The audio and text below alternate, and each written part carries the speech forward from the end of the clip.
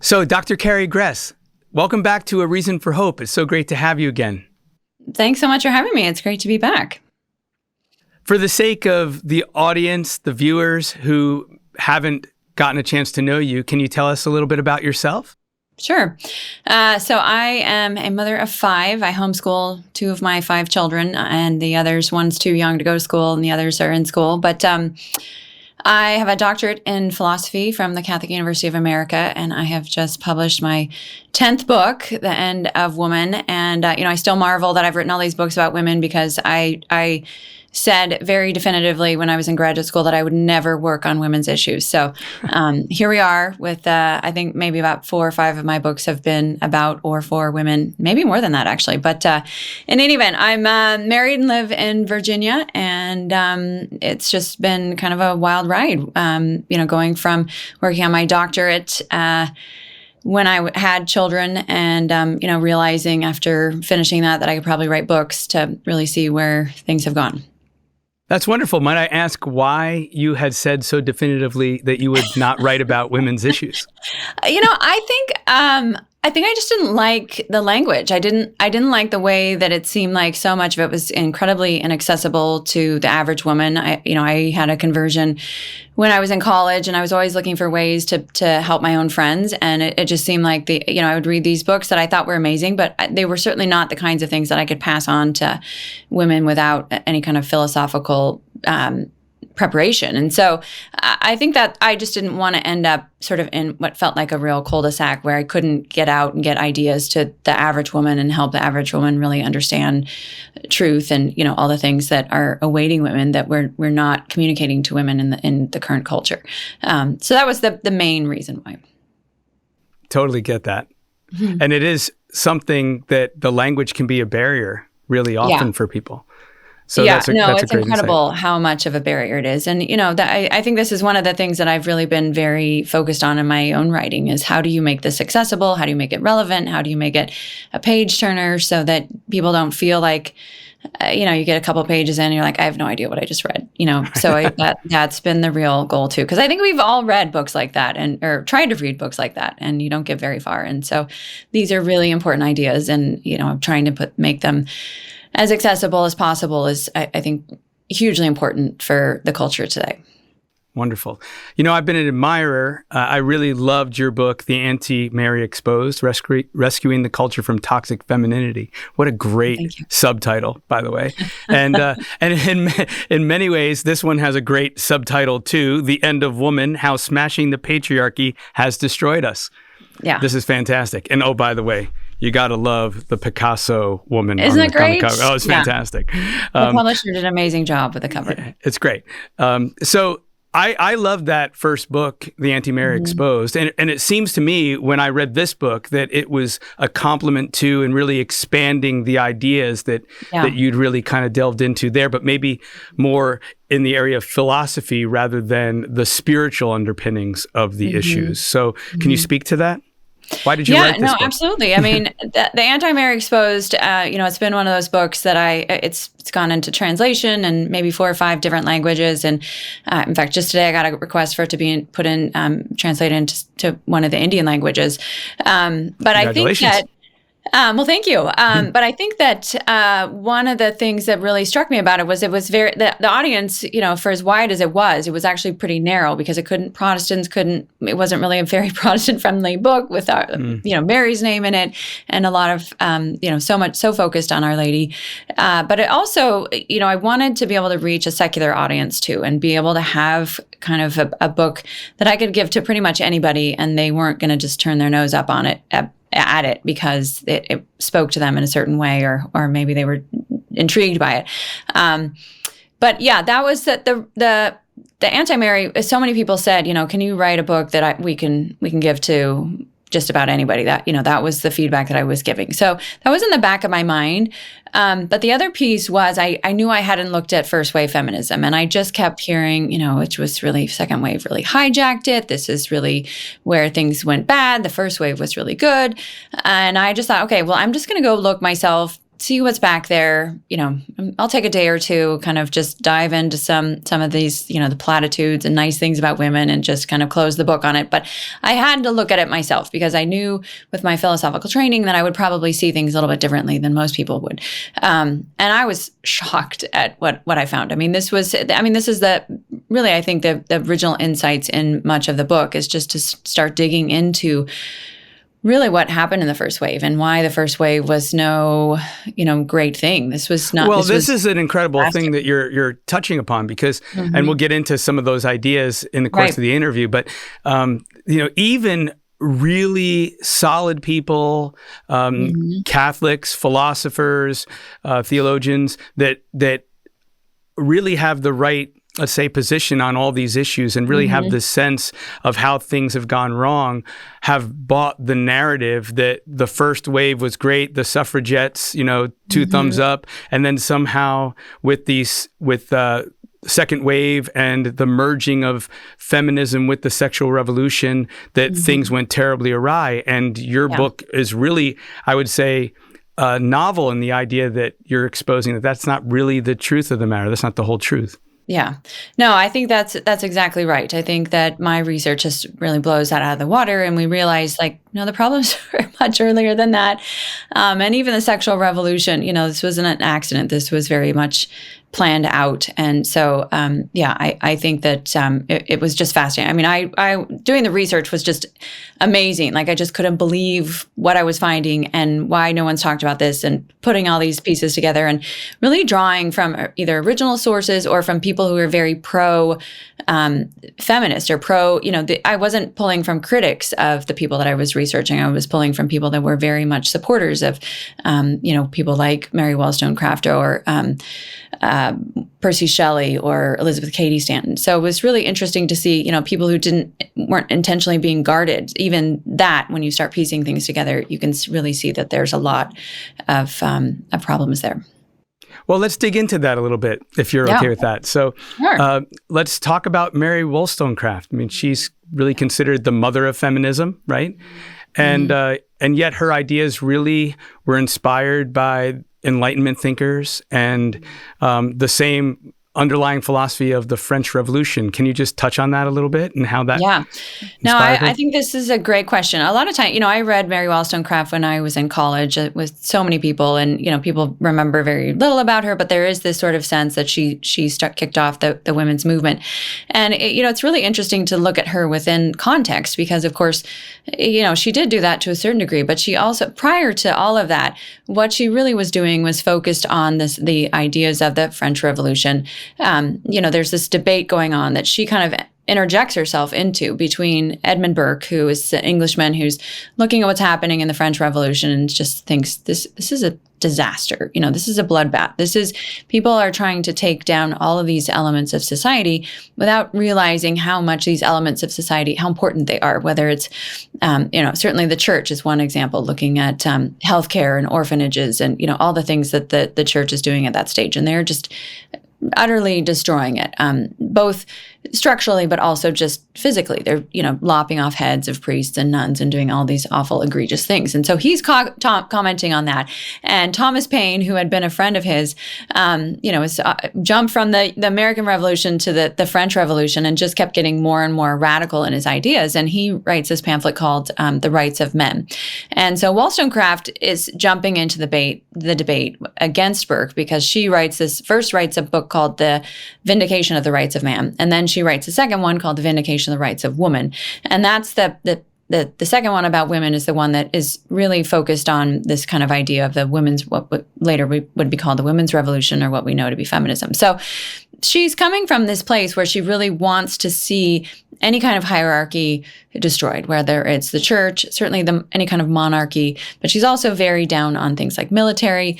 So anything that really embodies a lot of these gifts that men have, anything that sort of smacks of patriarchy, which of course that term didn't become a negative one until later. That's what she's really focused on. And so that was kind of her major contribution, was this idea of collapsing society down into this egalitarian, where men and women are sort of interchangeable. Now, she's also coming from this place where she's seeing that women have very tough lives, and she herself had a tough life. She had horrible parents. And those are not incidental to her worldview, I think, and, along with most of these women. So she's trying to answer the question, how do we help women? And so that was, I think, a big one. But the problem is she's answering it in a way that I think, is more, how do we help women become like men, instead of how do we help women as women? So it's these kind of fundamental things that she sort of starts with, and then the movement really moves on from there. But those are kind of the foundational blocks. And I would add, not everything about her was terrible. I think she did have some lovely ideas and concepts, but I think the foundational ideas and just coming from this very egalitarian worldview was not, an ideal one. And that's really how things got set off on the wrong foot. And like you say, the plight of women at that time was real, and there needed to be a response to it. The question is, was it the right response, right? So exactly. And then she marries, interestingly, because neither one of them really believed in marriage. I think you mentioned that they got married pretty much because Mary Wollstonecraft had a child out of wedlock prior and had seen how difficult it was for having a child out of wedlock to be able to manage in society at the time. So her and William Godwin get married. And now talk about him, because now this really draws another whole set of ideas into the mix, right? For sure. Yeah. So William Godwin is not well known today, but he was one of the first anarchists and also hugely opposed to the idea of marriage. He thought it was marriage and a family was just kind of a type of slavery, and it was very outspoken about it. And so this, is a very dynamic relationship between the two of them. And it is fascinating that they did marry. But yeah, it was absolutely because she already had this child, and she saw actually how it was actually hard on the child. That was really her big concern. So yeah, they get married and they have Mary Godwin, who becomes Mary Godwin Shelley, whom we know now to be the author of Frankenstein. So there's all kinds of things going on and happening, but both of them in their own rights are kind of, contemporary celebrities. I know Godwin ended up hosting Aaron Burr after Hamilton was shot, and has people flocking to him from all over, which is how Percy Shelley, who became his future son-in-law, enters into the picture. And he's obviously an English poet that, has his own hand in the movement as well. Right. I'm going to come back to Shelley and Mary and Jane. The second generation. Yeah. So I'm going to come back to them. Not just soap opera. Yeah, right. But this one idea really stood out to me, and it's fascinating because on the surface of it, you would say, well, no, this is not a bad thing, and yet nevertheless, when you kind of play it out, you realize, well, this actually did separate the idea of woman from being a human being. That, in other words, there are no non-male or female human beings, right? So you're a human being as a man or as a woman, and yet she tried to focus on not being a woman, but rather on a woman being a human being. So, on the surface, you could say, well, yeah, human beings have rights. Women, therefore, share the rights of every human being. But it kind of went further than that. And so maybe you can, touch upon that idea. No, I'd be happy to extrapolate on that. It's fascinating to see because, of course, I think she was trying to use it in a way of making a distinction between a slave or an animal or something. It seems important enough at that stage. But what happens is this very curious, interesting cycle where it gets picked up over and over and again. A woman is a human being. And, if anyone spent any time looking at 70s bumper stickers or 70s, the women's movement is just full of all of these sound bites. And that's one of them. Feminism is the radical idea that a woman is a human being. It all goes back to this original concept that Wollstonecraft outlines, is this idea of a woman as a human. But what it does is it creates this secondary layer. Like you said, we're all made male or female. But suddenly if you've got this sort of overarching concept of humanity, then it's much easier to break off male and female and interject, what we're seeing now, this kind of gender fluidity or what have you, because the concept is human. It's not male or female. Those are sort of iterations of it that can then have other added on pieces to it. So it's interesting to see and how you even see it today, like women's rights or human rights signs. Yeah, right? I mean, it's exactly. Like, no, and it's almost like the biggest no duh on the planet, but like, you know, right. But it opens up in our minds sort of this new way of thinking about things. And when you see, how the movement progresses, absolutely becomes a very important piece, to getting us to where we're at now with the trans movement and whatnot. So anyway, that's moving way too quickly ahead of the story. Sure. No, but it's fantastic. And I was struck by how early on that was being talked about. And so let's move on to the daughter of William Godwin and Mary Wollstonecraft, Mary eventually Shelley.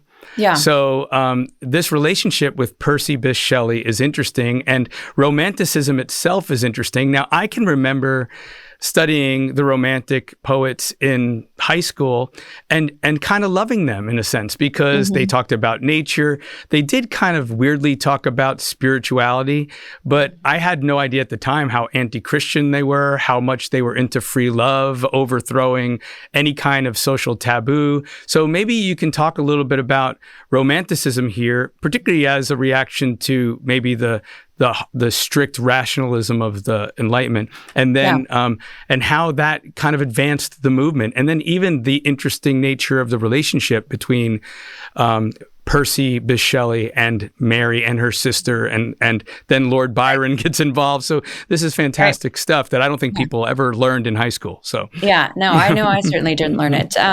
So Mary Wollstonecraft and William Godwin were certainly both considered romantics as well. I mean, they're Enlightenment thinkers who are reacting to Kant's very rigorous, logical and legal kind of use of philosophy. So this is a reaction against that. It's also a reaction against the church, because they're trying to get rid of anything that smacks of the church or the hierarchy or, incense or whatever they call it. So they're trying to hearken, they're scuttling the 10 Commandments. So they're trying to come back and say, well, how do we ground our ideas and whatnot? So this is the whole Enlightenment project, really, is how do we get rid of all of the smells and bells and then implement something new, which they want to be reason.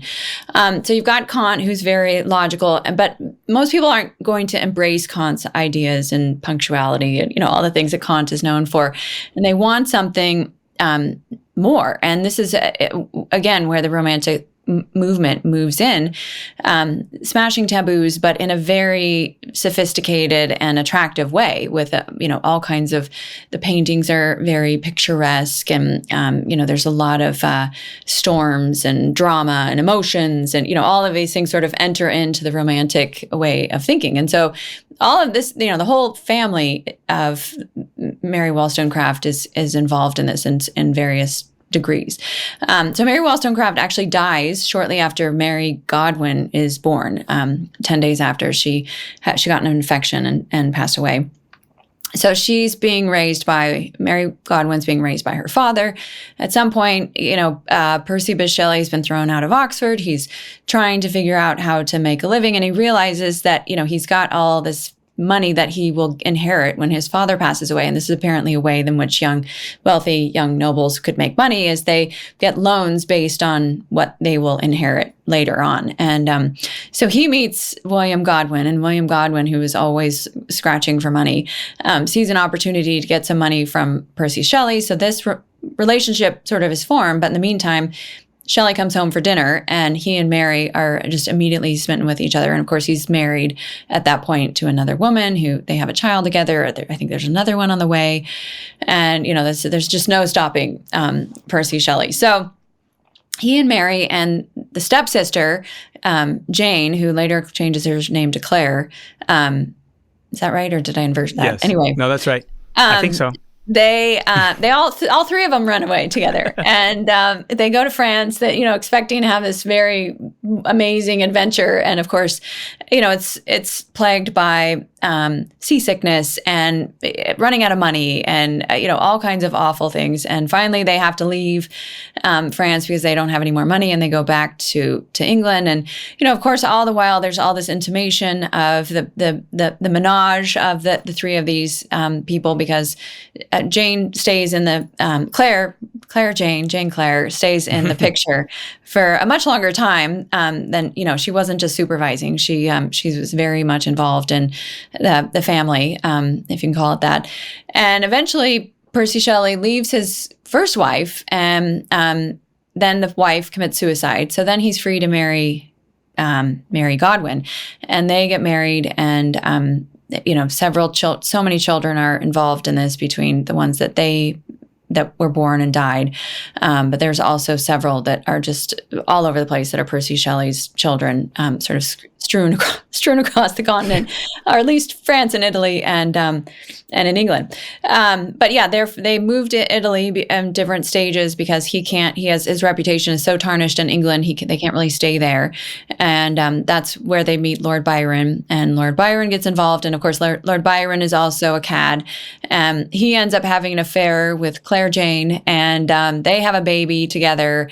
And of course, that child ends up dying later on. And, it's incredibly sad to read these stories because there's just, the women are, abused so much. And I think Claire more so than Mary Shelley comes to the realization of just how awful this romantic vision is, especially for women. Later in life, I think she's the one that has the realization of just the tragedy of all of it. Mary Godwin sees some of it, but she was still so devoted to Percy Shelley that I think it doesn't come out as clearly as it does in Claire's work. So yeah, it's a hot mess. And, it wasn't until after Shelley dies, he died at 29. This was someone that thought that nothing could stop him, and he ends up dying in a boating accident. And, that's finally the elements got to him. But, his reputation was not recovered. He didn't become really a famous poet that had a lot of credibility until certainly well after his death, because people knew how awful he was.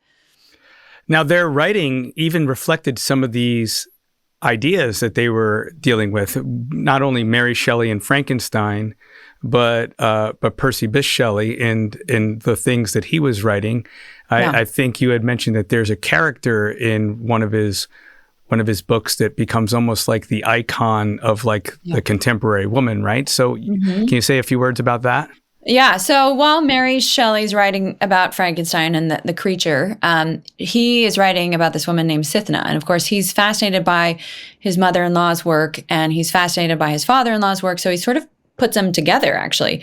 This idea of, how do we collapse the culture, and how do we have this women's revolution? That's what he called it.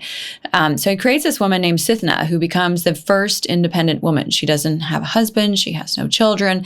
And she's the one that becomes really this model for the movement that so many people were just fascinated by, because they had never imagined a woman in such a state. And suddenly it looks incredibly attractive to them. And so that's really what was his contribution. He takes these three ideas of, Wollstonecraft's idea of collapsing culture. So what would become smashing the patriarchy. He takes Godwin's idea of free love, adds that to it, and then he adds the occult to it also, because he was very interested and fascinated by the occult as well. So all of those things is, kind of the thread of the argument of the book is those are the three pieces that it really came to characterize what we know to be feminism for the last 200 years. And so now here's the blockbuster idea, from here we move on to the likes of Elizabeth Cady Stanton and Susan B. Anthony and company. So, and yet the view of them, of course, in everybody's mind is that they're really noble. Like the whole movement is very noble. But when you look at the context of their ideas, and even look at some of their ideas and some of their actions, you're kind of shocked to find out, no, this is really just a continuation of what had come before, and almost like a bridge to what winds up becoming second wave feminism. So maybe you can share some thoughts on that. Yeah, so absolutely. I think that they, between the two of them, Susan B. Anthony and Elizabeth Cady Stanton, and of course Betty Friedan, whom we'll talk about later, I was just shocked because there's so much polish put on these women in terms of who they were and what they were interested in, what they were involved in, and they really are made to look like just incredible heroines. But most people don't really realize that actually the women's movement that Elizabeth Cady Stanton founded, actually she got kicked out of because she got involved in so many scandalous things. And I can certainly go back and enumerate some of them. But most people have no idea that, the feminist movement, the suffrage movement really ended at that stage. And suffrage, it took another 30 years to 20 or 30 years to get anywhere because she had created such a disaster because of all the scandals that she was involved in, all the things that she was promoting, and it was just created this huge mess. But Elizabeth Cady Stanton herself was very much, the big thing that was happening at this time was this second Great Awakening in America. And you had all of these people involved with mediums and doing seances and all kinds of occult activity happening. She herself, the table that she came up with the idea for the Seneca Falls Convention, she's sitting at this table that's now in the Smithsonian called the Spirit Table. Well, at that stage in New York, you had all these spirits that would be rapping on tables, sort of giving their message through knocks out to the women that would sit at these tables and have these seances. So she's very involved in that. She's also became very anti-Christian. She wrote this book called The Women's Bible, which, it's just phenomenal because it's so juvenile in its argumentation. She's also involved in this, this idea of rewriting Genesis so that Adam and Eve don't really fall, but Eve actually just comes into her own kind of opportunity, and suddenly she has this wisdom that the serpent gives her, and so it's just a hot mess. And I focused on Elizabeth Cady Stanton because Susan B. Anthony, in many respects, was just kind of her mouthpiece. All the ideas came from Cady Stanton, but she was home with her children, so she didn't have the capacity to go on the road and to promote these things. So much of it comes from the mouth of Susan B. Anthony. And, we don't have a lot on her anymore. One of her biographers spent 4 days burning papers and letters and anything related that she could find. So we also know that there's probably a lot that was in those that why would a biographer do that? Yeah. I mean, if you think of a biographer, because it's not favorable to the narrative. That's why. Exactly. So that's what happened. So anyway, ultimately there's this funny situation that happens. It's very complicated, and I won't go into all the details. But basically, they are frustrated because they're not as popular as the other women's suffrage movement that sort of. Yeah, talk about this because this is really interesting. It seems that there's this divide within the women's movement between those who want to attach themselves to the abolitionist movement and those like Cady Stanton and Susan B. Anthony who. The thought of a black man having voting rights before white women was preposterous. So, talk about this. Well, I think, initially it was the attachment was to the abolitionist movement, but it was the big hurdle that Elizabeth Cady Stanton couldn't get her mind wrapped around. And this was after the Civil War. So the abolition movement had kind of dissolved a little bit because of what happened in that war. But Cady Stanton hated the idea of a black man being able to vote before her, or an Italian or an Asian, or anyone who was a minority male.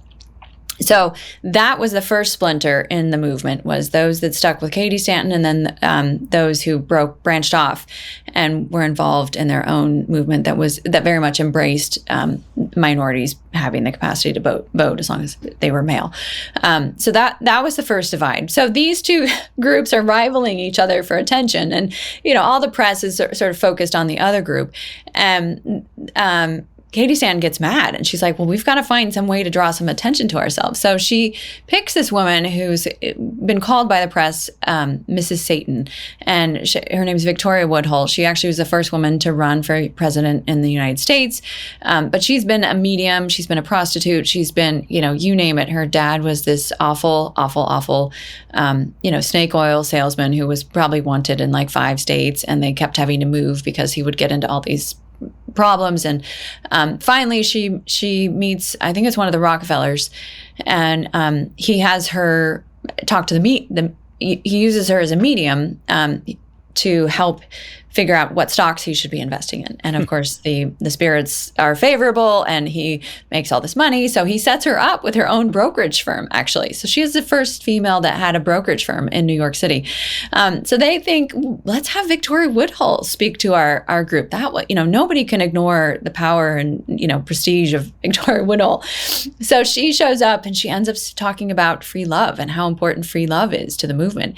And, of course, everybody is scandalized, and it creates this huge scandal and ends up uncovering another scandal. And anyway, that was the real reason why Katie Stanton was sort of ushered out of the building, if you will, from the suffrage movement that she started, because there was just too deep, and there were just too many things that they just couldn't have her on anymore. As now, part just of a little aside, this is something that's interesting to me, because you mentioned the occult with Percy Bysshe Shelley. You mentioned the occult with Elizabeth Cady Stanton and the Spirit Table.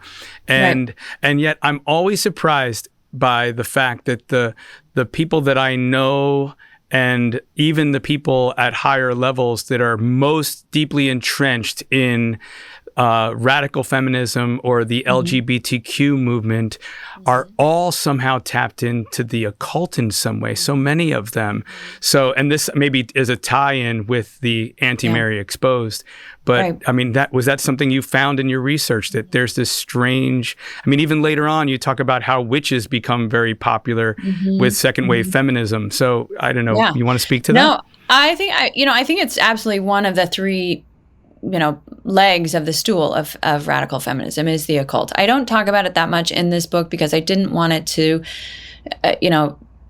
freak people out and have them. Yeah, exactly. Like, it can get really distracting, and there's so much information on it too that it's sort of almost, you just kind of feel like you're digging deep into something that's very intangible and just hard to substantiate, other than what's really written down. And so that's kind of what I was just trying to focus on, was to show that it had a presence, it definitely had an influence, and it just keeps coming back around, over and over again. It kind of goes underground a little bit with communism, because they were so focused on atheism, but then it just comes right back up back in the 1960s and 70s, and is incredibly active and virulent, and very much part of the second wave movement. But yeah, there was a book that I did a lot of research with that was called Satanic Feminism. And I don't know how far I would have gotten without this book, because it was just, it's published by Oxford University Press. It's by a Swedish man. This was his dissertation. And it was basically this whole period, even before Wollstonecraft, and then certainly well after, but just talking about the role of the satanic in the movement, and, related to women's issues entirely. So that obviously wasn't, the entirety of my research, but it was really amazing to pick up some of these pieces that I never would have put together, that were based on this really deep research from the Swedish fellow or scholar. But yeah, it's absolutely a piece that's a part of it. And, it kind of makes sense when you have women. Women are vulnerable. Women bodily, we are not as strong. When you have a baby, you're incredibly vulnerable. This is the beauty of the family. This is what balances it out. This is why, how it works well, so that a woman opens herself up to that kind of vulnerability that comes with pregnancy. But you can see how when things go awry, the women feel like they have to get power from somewhere else or from something. And sadly, most of these women are broken, and most of them are exposed to these kind of awful things. And so witchcraft and the dark arts are kind of a natural direction in which to go, to feel like they have some sort of power. And of course, the demons are smart. They know how to just play them, so that they get them to this point where they're so deep that they've given up their own soul and will and mind and, all of those pieces. But it's just, and they're trapped and can't break free at that point, Yeah, exactly. Right. Well, then we get to second wave here. So let's talk about Betty Friedan and her very influential book, The Feminine Mystique. Probably anybody who's studied anything about the women's movement has heard about her and this book. Yet it seems that this is where you get Marxist ideas kind of blending into the feminist movement. Yeah. And of course, Marx and Engels had the view that the family was actually a major source of a problem with regards to society. Of course, they envisioned this in terms of capital and the economy, but even more than that, it becomes now blended with the feminist movement, a source of men's oppression as the bourgeoisie over the woman who's the proletariat. So maybe you can talk a little bit about Friedan and her views here and how that Marxist ideology gets kind of brought into play. Co-opted.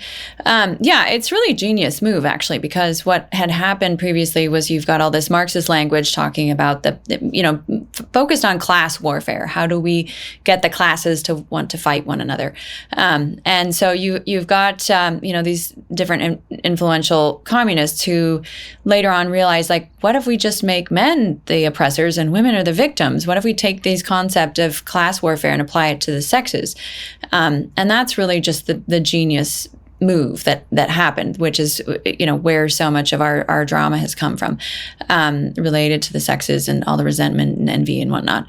But so Friedan was very much involved in communism. There's a great book that I did a lot of research with by a man named Daniel Horowitz. I think it's called The Making of Betty Friedan and the Feminine Mystique, or something long like that. But I can't remember exactly the title off the top of my head. But in this book, he was actually a friend of Friedan's, and he had noticed at some point she was teaching at USC, and he had noticed that she's using these Saul Alinsky tactics, these very aggressive New Left tactics. And he's like, but she's just a housewife. How would she know how to use these ideas, especially in this setting?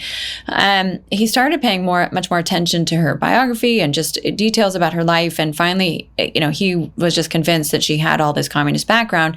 And he told her, I want to write a book on you about your communist influence. And she said, absolutely not. I will not give you any of my private papers. And his argument was, isn't it amazing that here's this woman after McCarthyism who can still get her communist ideas out there? That was really his thesis, what drove him, because he was just fascinated by the fact that she was still effectively using communism despite the culture and the climate against communism because of McCarthyism. So she said absolutely not. And so he just was so convinced of it, he used a lot of open source, as many open source materials that he could find, and pieces together this really remarkable picture of her.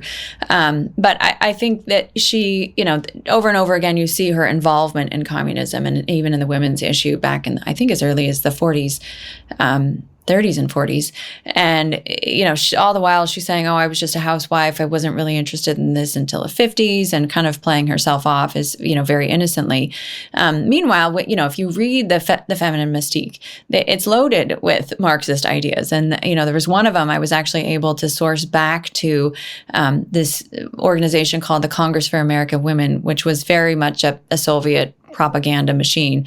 It was set up by this woman named Bella Dodd, who people might recognize her name, Paul Kengor, and his co-author wrote a book called Bella Dodd and the Devil, I think, part of that whole and the Devil series that Paul Kengor has done. Because I think he has Marx and the Devil and whatnot. They're great books. They're very great books. They're fantastic. So Bella Dodd, of course, had a huge conversion, left the Communist Party. Fulton Sheen was very much involved in her conversion. And so she writes a lot of the details of her life as a communist down, that was published later. But one of the things she describes is how she set up this organization, Congress for American Women, and she's explaining how, the whole idea was to try and get women housewives to stop spending money, but also to sort of make them the next line of, revolutionaries that would help with the communist revolution when it was time. So anyway, it's really interesting I discovered when I was just casually reading the Feminine Mystique, I think it's in chapter 9, one of her first paragraphs. It's almost word for word description of what Bella Dodd described as the reason why they had set up Congress for American Women. And here we've got Betty Friedan explaining, we've got to stop women from using their power of purchase and, really promoting sort of this communist agenda.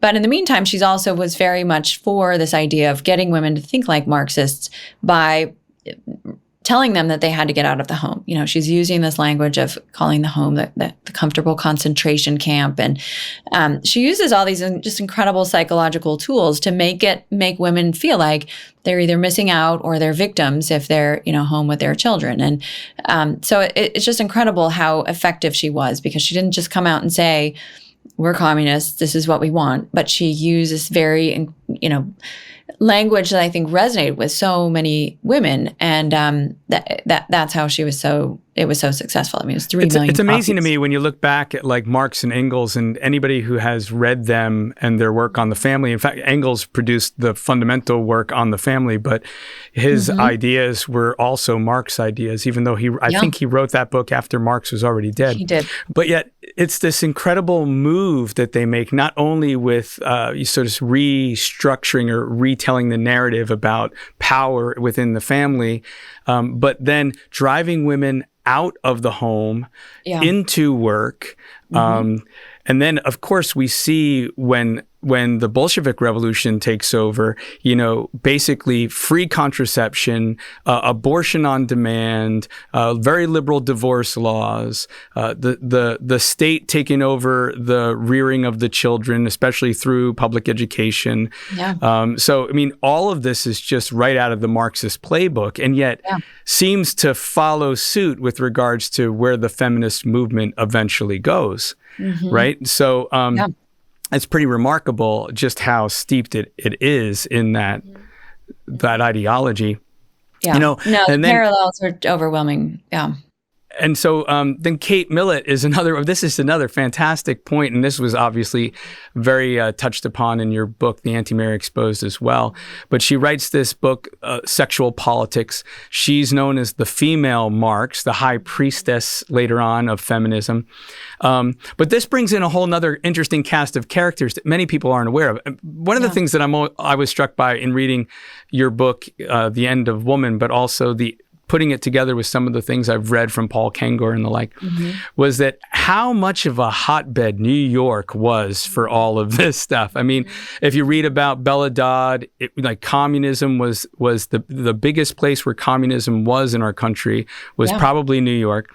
That you have all this stuff with the feminist movement with Seneca Falls in New York, and then you have even Whittaker Chambers was from New York also. Yeah. Yeah, no, so amazing. I mean, incredible. So then you've got this little cast of characters out of the Frankfurt School in Germany who are really doing this marriage between Freud and Marx. And this is where critical theory is born, that we're still dealing with in many ways, today, and has been, have been drilled into university students for decades, right?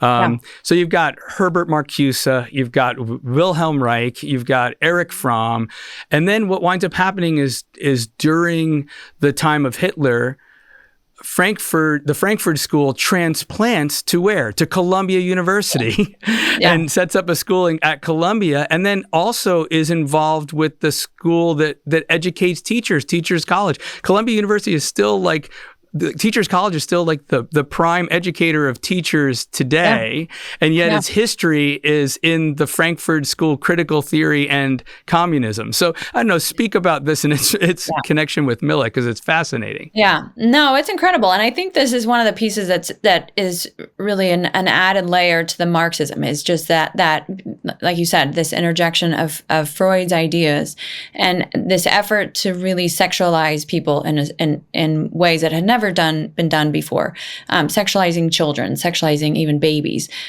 just that idea of the kind of control that comes when you bring this kind of disorder. I mean, this is obviously not their language, but that's the result. Is this shift of power and control, and it's just incredible what they do. I mean, even most people don't realize that there is, Wilhelm Reich wrote the book called The Sexual Revolution. It was published in 1936.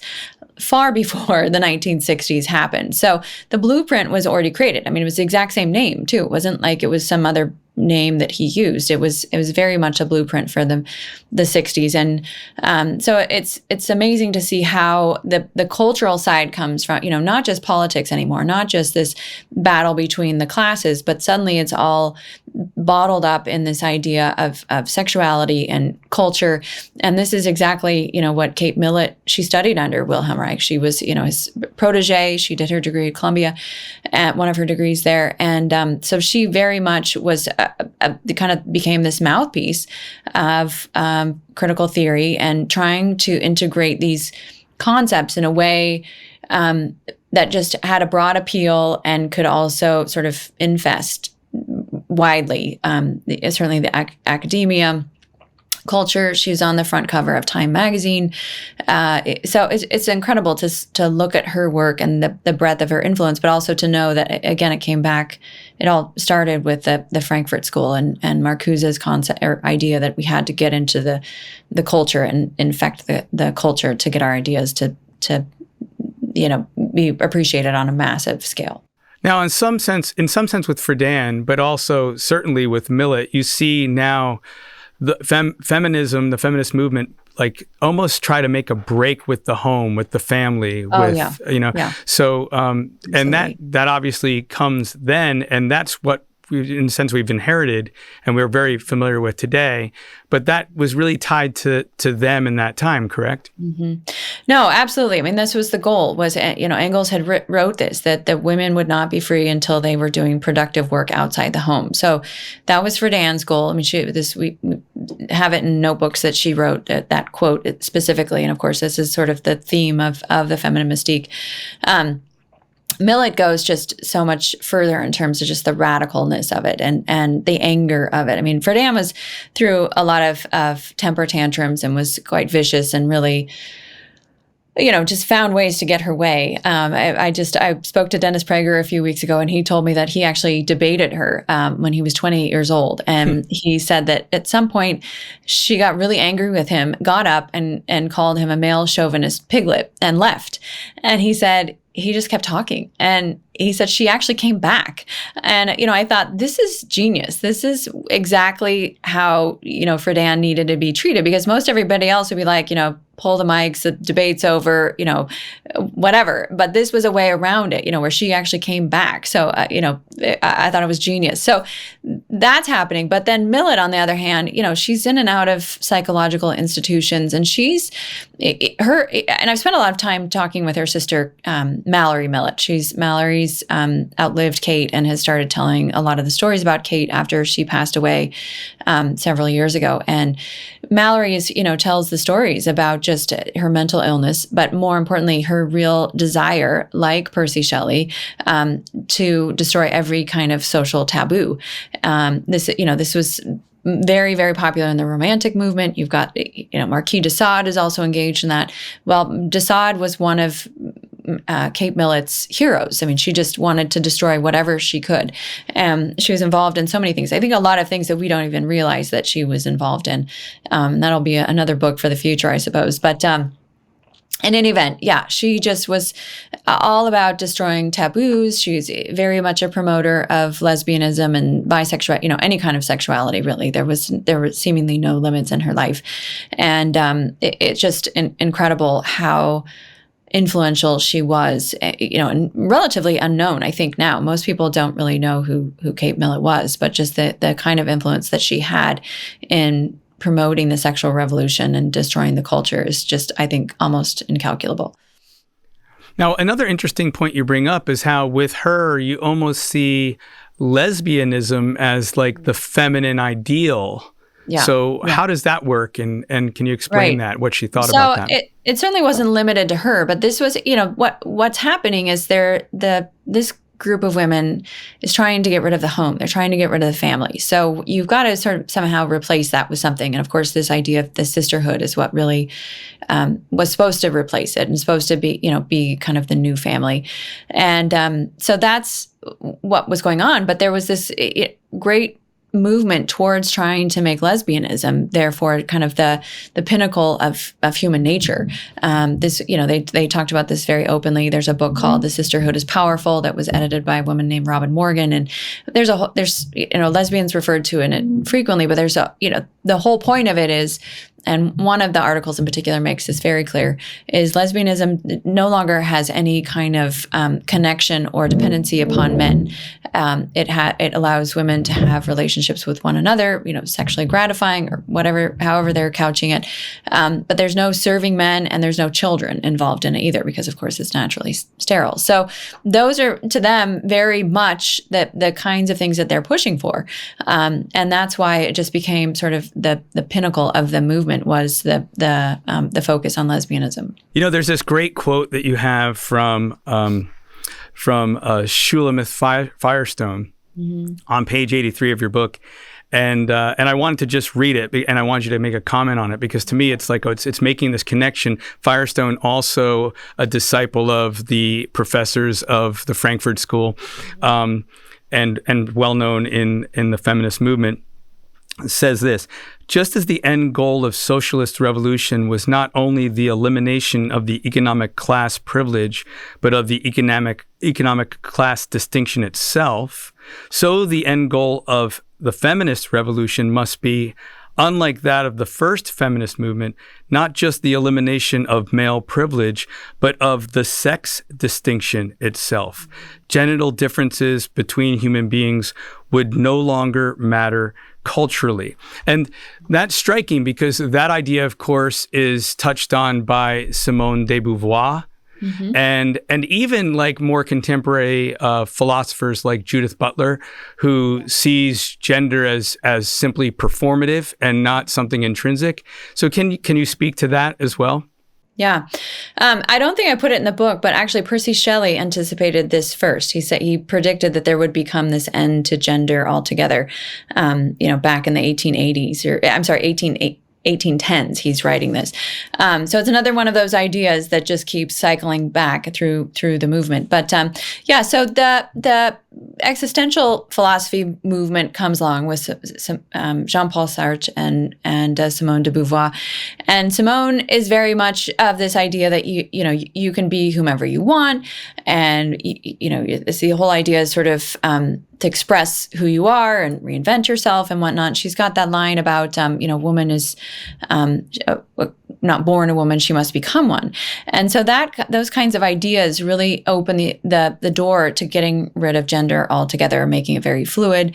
You have a lot of scientific research that none of which was solid, but people still glommed onto it and were really attracted to this idea of getting rid of gender altogether. And this just keeps moving forward. So Judith Butler finally is like, it's totally social construct. It doesn't really exist. And we're now to the point where it's trans. But this all started with feminism and with this idea of getting rid of gender altogether. And in the 1970s, that was very much talked about, getting rid of gender, and just sort of moving forward with this kind of fluidity. And of course, the technology has advanced in such a way that we can sort of mask the things. Obviously it can't be done on a cellular level, but there are ways in which that you can mask the body that we're seeing with the trans movement now. So it's amazing how the longevity that this idea has had.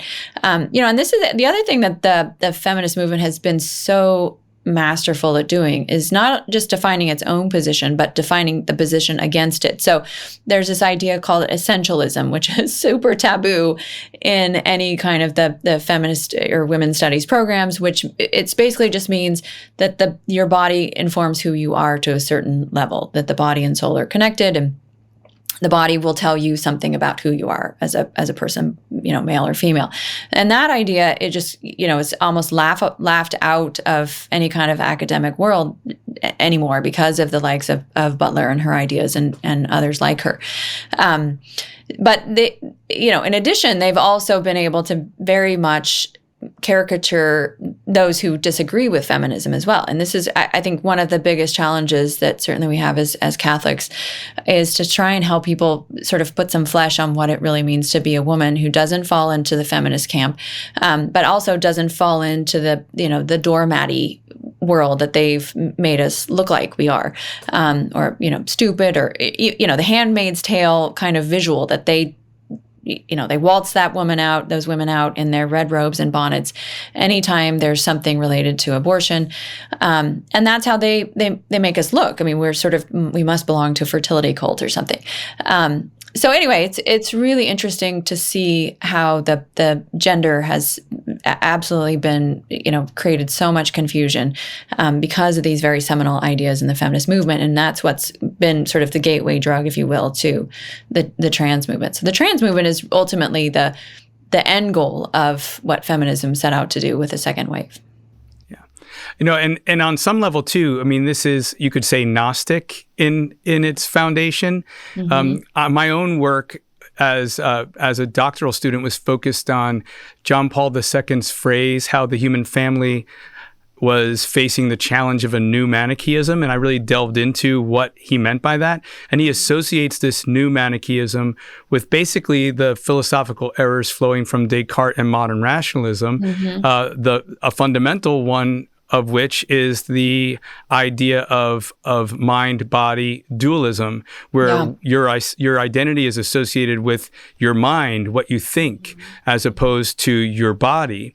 And yet we see that today, and many people don't even realize this, that even to say something like, I'm a man trapped in a woman's body, or I'm a woman trapped in a man's body, requires an anthropological stance that says that you are not really your body. And that you are what you feel or think. I think I know you mentioned this in your acknowledgments. I think a very important book for people to get is The Rise and Triumph of the Modern Self by Carl Trueman, because he really does play this out, the mm-hmm. emerging psychological self, right? And this idea of expressive individualism, where if you're stopping somebody from expressing who they believe or feel that they are on the inside, because that's who they really are, whatever they feel they are, then somehow you're discriminating against them, that you're being a bigot, and this is what's at play in culture today. So that's a really important book, but it ties into this idea of really accepting an anthropological stance as a given, that you really must prove that we are who we are on the inside really only, and that our body has at best an instrumental value. I mean, would you see that as very much connected to this idea? Oh, yeah. No, absolutely. I mean, I think that the separation of the two is essential for them to be able to make the arguments that they do, and to get to this point that we've gotten to. And that, again, all started with back to Marcuse and the existentialism and whatnot. So, as much as philosophy, people don't really understand philosophy, and part of that is philosophy's own fault. If the extreme rationalism of Bertrand Russell, hasn't helped anyone. But I think that also just the foolishness of, the ideas of Sartre and others, has just led to this kind of chaos, so that absolutely people don't really realize how loaded those kinds of phrases are, and how philosophically loaded just the whole trans movement is, and what, all the baggage that it's evolved from. That it's come out of. And of course, the unfortunate thing is that all the young people that are caught up in it, they're completely ignorant of any of the philosophy or any of the background. They're just swept up in the movement and in the thinking, and very vulnerable to it. Mm-hmm. And so that's the tragedy. You could say that about all of us. I mean, I think that's what's happened. One of the interesting things that's happened with my books is I think that it's allowed men, in many respects, to kind of let go of some of the resentment they feel towards bad women, and kind of have a sense of compassion, because they realize all of us have been brainwashed by this. This isn't just, this wasn't some sort of idea that just took hold in academics or whatnot, but it's everywhere. It's completely saturated our entire culture. And this is one of the reasons why this book is so groundbreaking, because I'm actually pointing out that there's real mind control that's been an indoctrination that's been happening, and most women have no idea that this is in fact going on. So absolutely, the culture point. Is ignorant of it, and certainly the children. I mean, this is one of the reasons why the children are being allowed to do it by their parents, because their parents have been bought into this indoctrination, and their grandparents have bought into the indoctrination. So there's all these generations deep that is affecting the outcomes of this significantly. Well, we want to give people a reason to buy the book. So I think, maybe we should just move on a little bit. I do have a final question, and then actually I have a postlude maybe. But so what's the solution? I mean, like, where's the hope? Because I think that you can get overwhelmed by this, and especially in a culture where if you even discuss these ideas, you're afraid of being called a bigot, of being canceled, of whatever the case may be, and nobody wants to be a bigot, and nobody wants to be mean to anyone or to make anyone feel unsafe. Like, nobody wants that. So it's the great silencer, right? So where's the hope, and where do we go, from here? Well, I think there's a lot of different ways to look at it. One of them, of course, is just to see, in a lot of respects, this book is speaking to women who have felt like they haven't had anyone speaking for them. And, I meet women all the time who either don't believe in feminism, they don't like feminism, they don't want anything to do with feminism, or they were feminists and they finally figured out like this was not the road to the future that they were dreaming of. And sadly, a lot of these women are women that are older that, have gotten to the point where they don't have a family, they don't have children, they have no husband, they're asking the question, what happened? I did everything they told me to do. So I think that is happening. And actually you can see kind of, why was the Barbie movie just brought out? It's partially to sort of indoctrinate a whole new generation of women who are starting to ask questions like, why do I hate the patriarchy? Why do I hate men? All of this. And so it's interesting to see how the culture is addressing this, especially with so many aging feminists in the world today. But yeah, I think there's a lot of hope in people that are just focused on trying to raise a good family and trying to be a strong family and having children. I'm so encouraged by that dynamic. I'm also encouraged by women, the groups like Moms for America or Moms for Liberty. I'd love to see a Catholic one. I think there's nobody more radicalized than Catholic women and willing to really step up for our families and certainly our husbands and sons and daughters. But these are kind of the groups that are like Phyllis Schlafly. I mean, Phyllis Schlafly was a Catholic woman that stopped in its tracks the ERA. It's an amazing story. And of course, nobody had that on their bingo card, like, okay, enter Phyllis Schlafly. This is just a housewife. She had a law degree, but she, used all the resources at her fingertips to fight this. And I think that's... And yet they have to put her down with that series with Cate Blanchett. Right? Yeah, so. I know. Yeah, so sad. But in any event, so I think that women have a really strong capacity to influence the culture. And the other thing that I've seen significantly is, where have we been on culture? Even if you think about like Catholic movies back in the 50s, the Song of Bernadette winning Academy Awards. Like, imagine anything like that winning an Academy Award these days. But we've really abandoned the culture, and so much of that was in the 70s and 80s. And this is one of the reasons why I've started my blog, Theology of Home. We've written the books Theology of Home with my co-author Noelle Mehring, and then now we have another new one out, right? Yeah. Oh, we didn't write it. We just did the foreword for it. Our friend Emily Malloy did it on flowers and the liturgical calendar, and it's just stunning. She's photographed most of it at this home in Mississippi that she was living in at the time, and it was built in the 1830s, and it's just gorgeous. But in any event, I think we have to start getting back into the culture, because what's happened is, like I was saying earlier, the left has defined both who they are, but also who they think we are. And we have actually a much better message. It's much more compelling. It's hopeful. It's life-giving. It's joyful.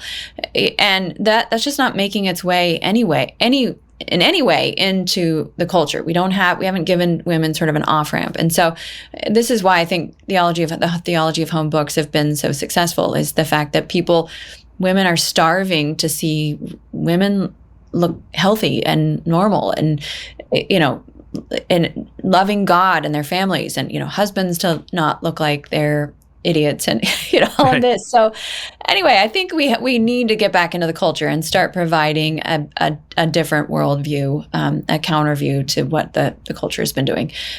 So that's a real challenge too, but I think it's hopeful, especially when we know the success that Theology of Home has been, and the way in which, it's now at every bridal shower, wedding, those kinds of things on registry. So that's been really heartening, that people are hungry for that, and to just try and provide more of that kind of content. I love that, by the way. That should be your tagline: an off ramp for women disillusioned with the feminist movement.